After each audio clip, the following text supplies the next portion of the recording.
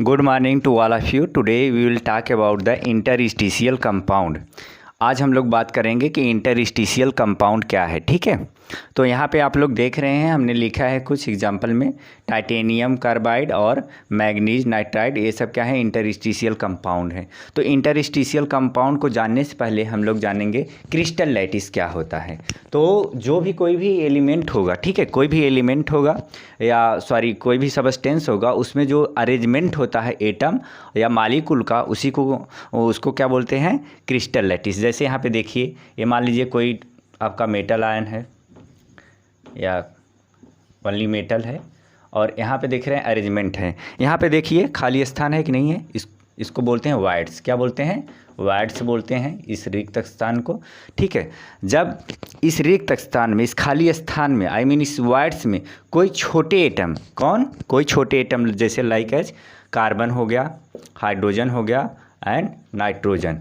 ठीक है, carbon hydrogen nitrogen या हाइड्रोजन कार्बन नाइट्रोजन, कुछ भी कहिए। ठीक है, अगर इन तीनों एलिमेंट में से कोई छोटे एटम, स्मॉल एटम जैसे कि कार्बन हाइड्रोजन नाइट्रोजन, इसी में आके क्या हो जाए, अरेंज हो जाए। मैंने मान लिया क्या आ गया, हाइड्रोजन आ गया, यहाँ पे हाइड्रोजन आ गया, यहाँ भी क्या आ गया, हाइड्रोजन आ गया। ठीक है, अब यहाँ पे हाइड्रोजन्स आ गए, तो हाइड्रोजन आने की वजह से यहाँ पे कोई देखिए बांड ये बना नहीं रहा है। ठीक है, ये हाइड्रोजन यहाँ पे आया, फंस गया, ट्रैप्ड हो गया। क्या हो गया, ट्रैप्ड हो गया।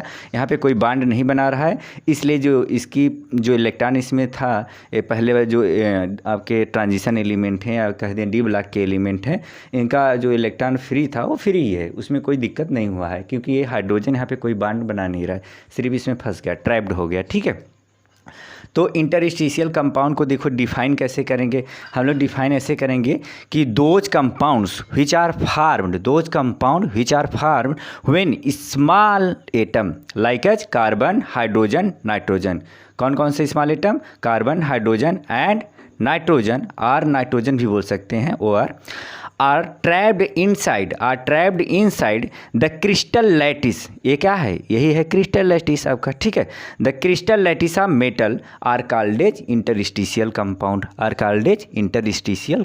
ठीक है, देखो एक बार फिर से आप सुन लीजिए।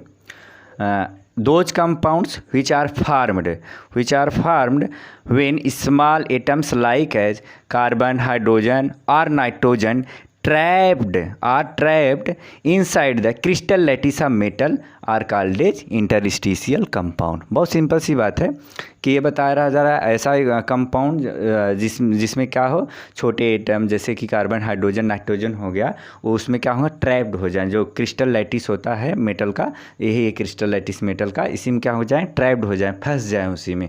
तो इससे जो कंपाउंड बनता है उसी कंपाउंड को बोलते हैं इंटरस्टिशियल कंपाउंड बोलते हैं। ठीक है, एग्जाम्पल में है टाइटेनियम कार्बाइड है, ठीक है, मैग्नीज नाइट्राइड है, Mn4n मैग्नीज नाइट्राइड है, एक एग्जांपल है इंटरस्टिशियल कंपाउंड के। ठीक है, और एक बात आपको ध्यान में देना है कि जो इंटरस्टिशियल कंपाउंड होते हैं नॉन स्टिक्योमेट्रिक होते हैं। नॉन स्टिक्योमेट्रिक का मतलब जो उनमें रेशियो होता है, जैसे यहाँ पे Mn4 है तो ये पॉइंट में आता है, जैसे कि आपको ये देखने में तो लग रहा होगा 1 और 1 है। ठीक है, जैसे मैं एग्जाम्पल बताता हूँ, ये है C6H12 O6 है। ठीक है, तो यहाँ पे रेशियो क्या हो जाएगा, 1:1। ठीक है, लेकिन यहाँ पे जो इंटरस्टिशियल कंपाउंड होता है नॉन स्टिक्योमेट्रिक होता है। कहने का मतलब है कि यहाँ पे जो 1 है वो पॉइंट में होगा, हो सकता है ये पॉइंट में हो। ठीक है, तो ये क्या रहता है, पॉइंट में आता है जो इनका रेशियो रहता है, एकदम इनका निश्चित जो है इनका कंपोजिशन निश्चित नहीं होता है। ठीक है, नॉन स्टिक्योमेट्रिक का मतलब यही है। चलिए अब हम लोग इसकी बात करते हैं, इंटरस्टिशियल जो कंपाउंड होता है उसकी प्रॉपर्टी को देखते हैं, इसकी क्या है फिजिकल और केमिकल प्रॉपर्टी। तो जो इंटरस्टिशियल कंपाउंड होता है वो क्या होता है, हार्ड होता है। इंटरस्टिशियल कंपाउंड जो होते हैं they have high melting points higher than those of the pure metals. जो प्योर मेटल्स होता है उससे भी क्या होते हैं, इनकी मेल्टिंग पॉइंट हाई होती है, बहुत ज़्यादा होती है मेल्टिंग पॉइंट इनकी इंटरस्टिशियल कंपाउंड की होती है। और दे आर वेरी हार्ड, ये क्या होते हैं, दे आर वेरी हार्ड। जो इंटरस्टिशियल कंपाउंड है they are very hard. Sometimes क्या होता है, जो इसके बोराइड्स होते हैं उसकी हार्डनेस आपके डायमंड से भी ज़्यादा हो जाती है। ठीक है, इनकी जो हार्डनेस होती है बोराइड्स की, वो क्या होती है, समटाइम्स जो है आपकी हार्डनेस उससे डायमंड से भी क्या होती है, बढ़ जाती है। जैसे हम बोराइड का एक नाम लिख लें, silicon boride, silicon boride, silicon boride, ठीक है। सिलिकॉन बोराइड ये है आपका, और ये आपका बोराइड है। बोराइड क्या होता है, बोरान के साथ दूसरे ट्रांजिशन एलिमेंट्स या मेटल जब कंबाइन करके कंपाउंड बनाते हैं उसी को बोराइड बोलते हैं। बोराइड में बोरान रहना अनिवार्य है, ठीक है, बोरान रहना अनिवार्य है। Boride is a compound between boron and less electronegative element. तो यहाँ पे क्या है, लेस इलेक्ट्रोनेगेटिव एलिमेंट है, ठीक है। आप ये बेटर रहेगा कि बोराइड क्या है, जैसे आपसे पूछा जाए तो आप यही बनाएंगे, boride is a compound between boron and less electronegative element. जैसे एग्जांपल में क्या है, सिलिकॉन बोराइड है, ठीक है, सिलिकॉन बोराइड है, ये आपका क्या होगा, बोराइड। तो आपको मैंने बताया कुछ ऐसे बोराइड्स होते हैं जिनकी हार्डनेस डायमंड से भी क्या होती है, बढ़ जाती है, ठीक है। आ रहा है ना, नहीं आएगा तो आप बताइएगा, कमेंट करिएगा, कोई प्रॉब्लम रहेगा तो मैं देख लूँगा, ठीक है। और इनकी जो मेटेलिक कंडक्टिविटी होती है इंटरस्टिशियल कंपाउंड की, मैंने आपको अभी कुछ टाइम पहले बताया था, ये डायग्राम दिखा के ऐसा ऐसा करके। और यहाँ पे क्रिस्टल लैटिस हो गया, क्रिस्टल लैटिस में आपके ट्रैप हो रहे थे छोटे एटम, मैंने यहाँ पे हाइड्रोजन लिखा था, मान कंसीडर कर लिए थे कि हाइड्रोजन भाई ट्रैप होगा। और यहाँ पे हमने बताया ये कोई बांड नहीं बना रहा है, ना तो आयनिक बांड बना रहा है, ना तो कोवैलेंट बांड बना रहा है, ठीक है, कोई बांड नहीं बना रहा है। जब कोई बांड नहीं बना रहा है तो जो इसके इलेक्ट्रॉन थे, जो पहले से यहाँ पे एलिमेंट है, इनके जो इलेक्ट्रॉन थे वो क्या रहेंगे, फ्री ही रहेंगे। तो इनकी मेटेलिक कंडक्टिविटी पे क्या कोई प्रभाव पड़ सकता है, नहीं पड़ेगा। क्यों, क्योंकि इसके इलेक्ट्रॉन तो बांड बनाने वगैरह में इस्तेमाल नहीं हो रहा है, ठीक है, जो जैसे था वैसे है।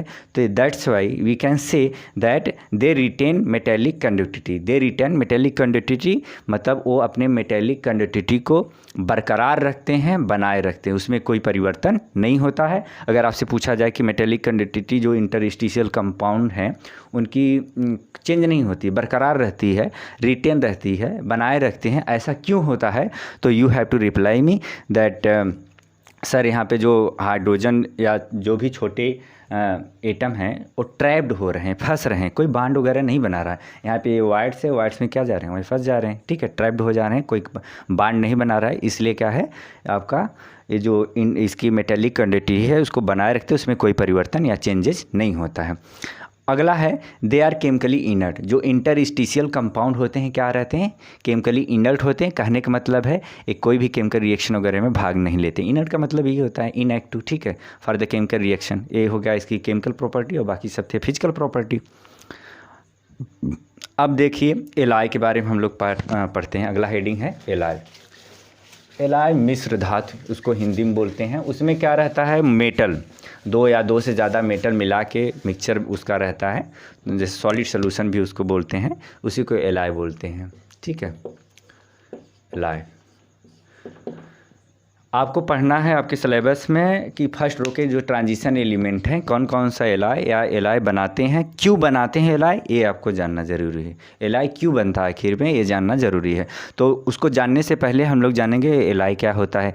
तो एलॉय आप बताएंगे a mixture of metals, a mixture of metals are a metal with another element called as alloy. Mixture of metal, alloy क्या है, mixture of metals is known as alloy. Simple शब्दों में कह सकते हैं या दूसरे शब्दों में आप बता सकते हैं alloy is a mixture of metals with metal और विथ अनदर नॉन मेटल, ऐसा भी बोल सकते हैं। You can say that with element, element term का भी इस्तेमाल कर सकते हैं आप एलॉय को बताने के लिए कि सर ये मिक्सचर होता है मेटल का मेटल के साथ या मेटल का दूसरे एलिमेंट के साथ मिक्सचर होता है, उसी को एलॉय बोलते हैं, मिश्र धातु बोलते हैं।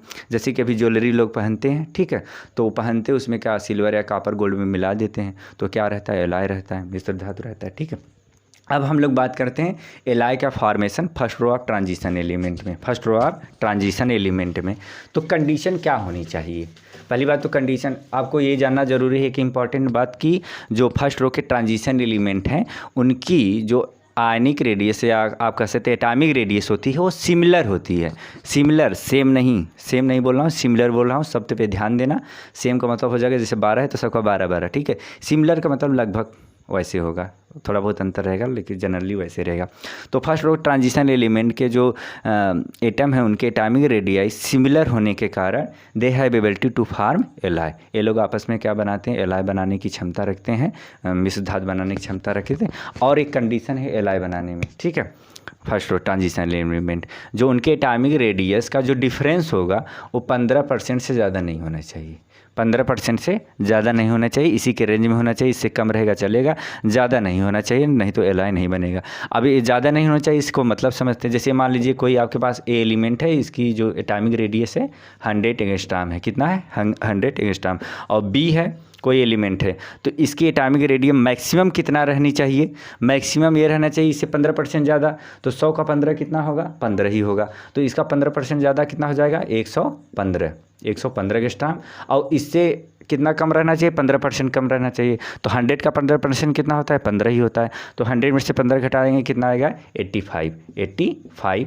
ठीक है, 85। तो कहने का मतलब है, अगर हमारे पास एक ट्रांजिशन एलिमेंट है जिसकी एटॉमिक रेडियस क्या है? 100 एंगस्ट्रॉम है, तो दूसरा एलिमेंट जो हमारे पास आएगा, दूसरा ट्रांजिशन एलिमेंट या दूसरा कोई भी एलिमेंट जो हमारे पास आ रहा है, उसकी देखिए अब हम लोग जानते हैं कि एलॉय जो है फर्स्ट रो के ट्रांजिशन एलिमेंट है, बनाते क्यों हैं? क्यों बनाते हैं? क्योंकि जो इनकी एटॉमिक रेडियाई होती है वो क्या होती है? सिमिलर होती है। सेम नहीं, सिमिलर होती है। ध्यान रखना, सिमिलर होती है। क्या होती है? Atomic radius first row transition element की सिमिलर होती है।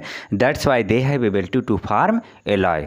और एलॉय बनने के लिए दूसरी एक कंडीशन और है कि इनके जो एटॉमिक रेडियस में डिफरेंस होना चाहिए वो कितना होना चाहिए? 15% मैक्सिमम होना चाहिए, इससे ज़्यादा नहीं होना चाहिए।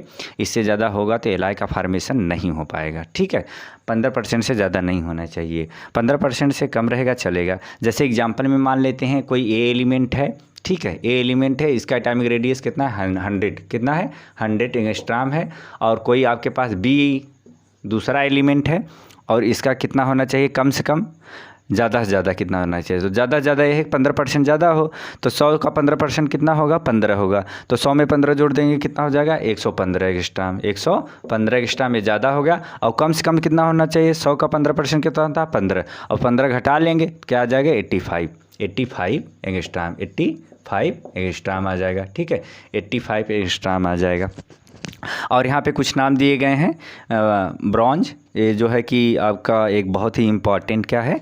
एलॉय है, जिसमें कॉपर और टिन मिलाया गया है। दूसरा ब्रास है, इसमें क्या मिलाया गया है? कॉपर और जिंक मिलाया गया है।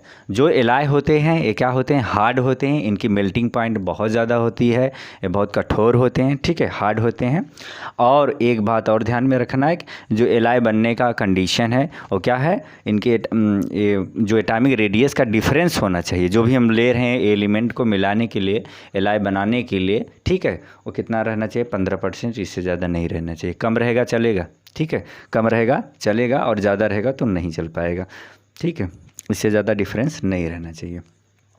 तो जैसे यहाँ पे दिया गया है, यहाँ पे देखिए ए एलिमेंट है, इसकी एटॉमिक रेडियस कितना है? 100 एंगस्ट्रॉम है। और यहाँ पे बी है, इसका 50 है। कितना है? 50 है। तो यहाँ पे आपसे पूछें क्या एलॉय बनेगा या नहीं बनेगा, ये आपको बताना है। ठीक है, एलॉय बनाएंगे, क्यों बनाएंगे? अगर नहीं बनाएंगे तो क्यों नहीं बनाएंगे? ठीक है, आप बताइएगा, जैसे भी हो बताइएगा हमको श्योर। ठीक है, इंतज़ार रहेगा आपके जवाब का। और आप लोग ज़रूर बताएंगे कि एलॉय बनाएगा कि नहीं बनाएगा। और एलॉय बनाने के लिए हमने ये बता दिया है कितना % का डिफरेंस होना चाहिए? मैक्सिमम 15% का डिफरेंस होना चाहिए उनके एटॉमिक रेडियस में। अगर उससे कम रहेगा तब पर भी बन जाए, कोई इशू नहीं है, लेकिन ज़्यादा हो जाएगा तो नहीं बनेगा। ठीक है, और एलॉय क्या रहता है? हार्ड रहता है, कठोर रहता है जनरली। और इनकी मेल्टिंग पॉइंट क्या होती है? ऑफ्टन हार्ड होती है। अच्छा, एलॉय बनाते कैसे? हम लोग ले लेंगे अपना जो भी एलॉय बनाना है, जिसका क्या करेंगे, उसको सेलेक्ट कर लेंगे उस ट्रांजिशन मेटल को या मेटल को। तो उसमें क्या करेंगे, उसको मोल्टेन अवस्था में ले जाएंगे। ठीक है, थोड़ा पिघलाएंगे। मोल्टेन अवस्था में जब आ जाएगा तो क्या करेंगे? मिक्स